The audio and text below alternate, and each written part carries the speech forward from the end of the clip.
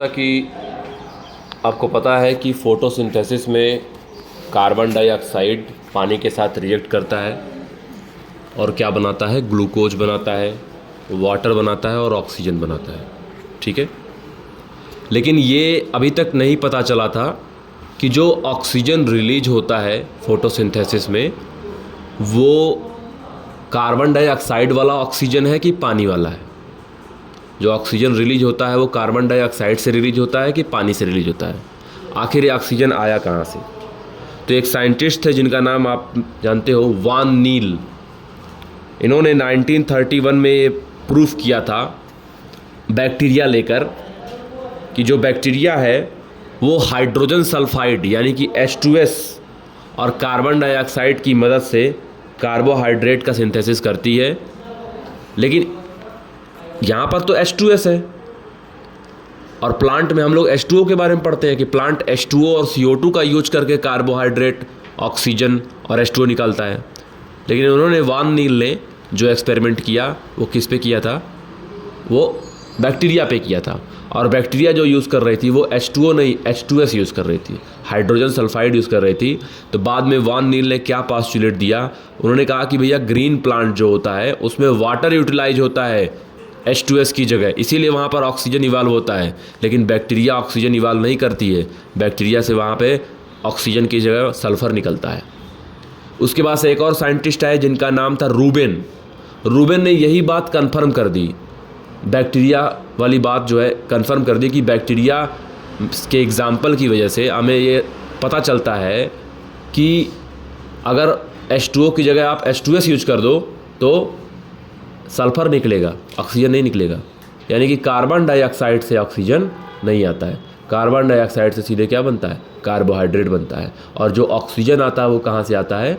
Water से आता है। ये बाद में रूबेन ने एल्गी में क्लियर कर दिया था।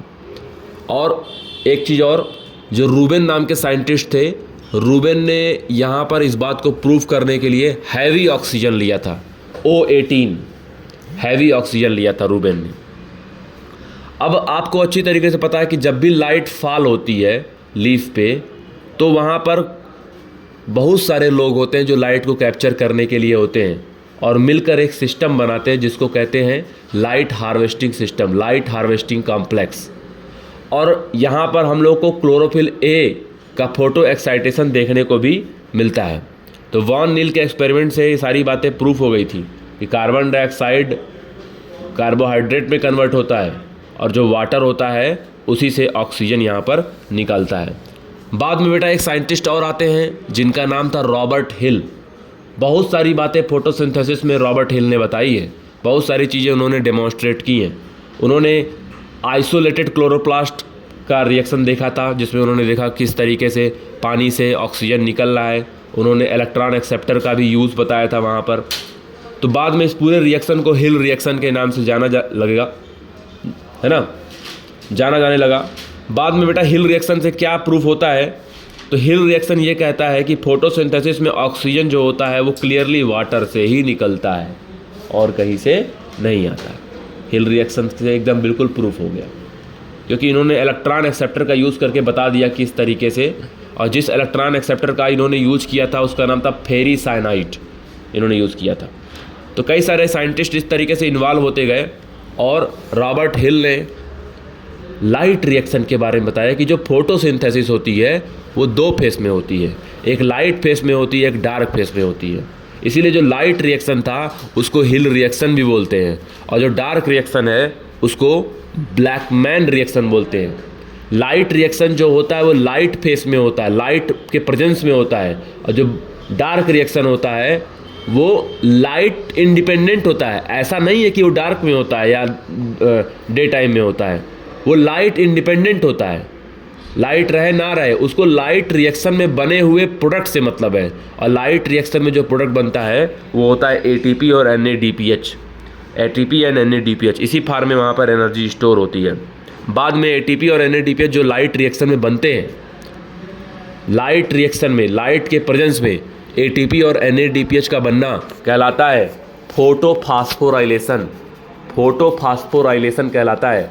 लाइट के प्रेजेंस में ATP और NADPH का बनना फोटोफास्फोराइलेशन कहलाता है। तो ये रिएक्शन जो है लाइट रिएक्शन की, इसको हिल रिएक्शन कहते हैं, और डार्क रिएक्शन को हम लोग ब्लैकमैन रिएक्शन कहते हैं, क्योंकि डार्क रिएक्शन में इसी ATP और NADPH का यूज़ करके कार्बोहाइड्रेट बनता है। अब पता करते हैं कि लाइट रिएक्शन में क्या क्या होता है। तो लाइट रिएक्शन में सबसे पहली बात, लाइट कैप्चर की जाती है। लाइट को कैप्चर करते हैं different accessory pigment, chlorophyll B, xanthophyll, carotenoids, ये लाइट को कैप्चर करने का काम करते हैं। लाइट की डिफरेंट वेवलेंथ को कैप्चर करने के लिए डिफरेंट यहाँ पर पिगमेंट देखने को मिलता है, और सभी लाइट को कैप्चर करने के बाद एक तरीके से बिहेव करते हैं लाइट हार्वेस्टिंग कॉम्प्लेक्स की तरह, और फिर उससे जो लाइट, जो फोटोन गिरता है लीफ सरफेस पे, उसको भेज देते हैं क्लोरोफिल ए के मॉलिक्यूल को, और सिंगल क्लोरोफिल ए का मॉलिक्यूल जो है यहाँ पर बनाता है रिएक्शन सेंटर। याद रखना, सिंगल क्लोरोफिल ए का मॉलिक्यूल ही बनाता है यहाँ पे रिएक्शन सेंटर, जो कि लाइट को फिर से एब्जॉर्ब करता है।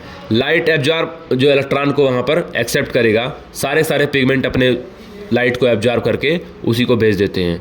अब भैया ये लाइट जो पिगमेंट होते हैं, लाइट एब्जॉर्बिंग जो पिगमेंट होते हैं, वो होते कहाँ हैं? तो ये होते हैं बेटा थाइलाकॉइड मेम्ब्रेन में होते हैं, है ना। वो क्लोरोफिल के अंदर अरेंज्ड होते हैं। एसेसरी पिगमेंट के नाम आप जान गए, क्लोरोफिल बी, जेंथोफिल, कैरोटिनॉइड। और सिंगल क्लोरोफिल ए का मॉलिक्यूल क्या बनाता है? Reaction centre. Single chlorophyll A का मॉलिक्यूल क्या बनाता है? रिएक्शन सेंटर, है ना। सभी अपना लाइट एक्सेप्ट करके किसको देते हैं? क्लोरोफिल ए के मॉलिक्यूल को देते हैं, जो कि रिएक्शन सेंटर यहाँ पर बनाता है। अब देखो हम लोग बात करें यहाँ पर जो एसेसरी पिगमेंट होते हैं, उनके पास special type of chlorophyll molecule होता है, जिसको हम लोग डिनोट करते हैं P680 और P700, P680 और P700। इसका मतलब क्या होता है? P मतलब होता है बेटा यहाँ पर पिगमेंट होता है, ठीक है। और जो 680 और 700 वर्ड मैं यूज करता हूँ, उसका मतलब होता है वेवलेंथ। तो डिफरेंट वेवलेंथ पे कोई भी वेवलेंथ, हर वेवलेंथ की लाइट जो है प्लांट एब्जॉर्ब कर ले, इसीलिए वहाँ पर डिफरेंट क्लोरोफिल के मॉलिक्यूल मौजूद रहते हैं। और जो P680 है या P700 है, ये सब मिलकर रिएक्शन सेंटर बनाते हैं, जिसको फोटो सेंटर भी बोल सकते हो, रिएक्शन सेंटर बोल सकते हो। कौन है ये? Actually chlorophyll A molecule. Chlorophyll A molecule क्या है? Chlorophyll A molecule. और क्लोरोफिल में पता है आपको क्या क्या चीज़ होती है? कार्बन, हाइड्रोजन, ऑक्सीजन, नाइट्रोजन और मैग्नीशियम, ये सारी चीज़ें प्रेजेंट होती हैं। अब आपको पता होना चाहिए कि जो लाइट को कैप्चर करते हैं उनको हम लोग कहते हैं लाइट हार्वेस्टिंग कॉम्प्लेक्स, या उसको आप एंटीना कह सकते हो। जैसे एंटीना जो है सिग्नल को कैप्चर करता है, एंटीना मतलब कैप्चर करने वाला, सेंसरी जो एक ऑर्गन होता है उसको हम लोग एंटीना कहते हैं। उसी तरीके से प्लांट में भी एंटीना होता है। कौन होते हैं एंटीना की तरह बिहेव करते हैं? वो एसेसरी पिगमेंट होते हैं जो एंटीना की तरह बिहेव करते हैं, ठीक है, और आगे चल के फोटोकेमिकल एक्ट परफॉर्म करते हैं। तो इस तरीके से बेटा देखा जाए ध्यान से, तो फोटो सिस्टम यहाँ पर क्रिएट हो रहा है, और दो तरह के फोटो सिस्टम होते हैं, फोटो सिस्टम 1 और फोटो सिस्टम 2। इनका नाम फोटो सिस्टम 1 और 2 इसलिए रखा गया है on the basis of their discovery. ऐसा नहीं है कि फोटो सिस्टम 1 पहले काम करता है और 2 बाद में करता है, नहीं। फोटो सिस्टम 1 पहले डिस्कवर हुआ, जो पहले डिस्कवर हुआ उसका नाम फोटो सिस्टम 1 रख दिया गया, जो कि जिसमें क्लोरोफिल जो होता है P600 वो होता है 700, और जो फोटो सिस्टम 2 होता है उसमें P680 होता है। फोटो सिस्टम 1 में जो होता है P700 होता है, और फोटो सिस्टम 2 में जो होता है पिगमेंट वो होता है 680 वेवलेंथ का, नैनोमीटर का। P680 photo system 2, P700 photo system 1, है ना। अब फोटो सिस्टम 2 सबसे पहले इन्वॉल्व होता है, क्योंकि जो पानी जो होता है, सबसे पहले पानी जब प्लांट एब्जॉर्ब करता है, वेन्स के थ्रू पानी आता है, विनलेट्स के थ्रू पानी निकलता है वहाँ से, तो पानी को तोड़ना ज़रूरी है, जिसको हम लोग कहते हैं वाटर स्प्लिटिंग।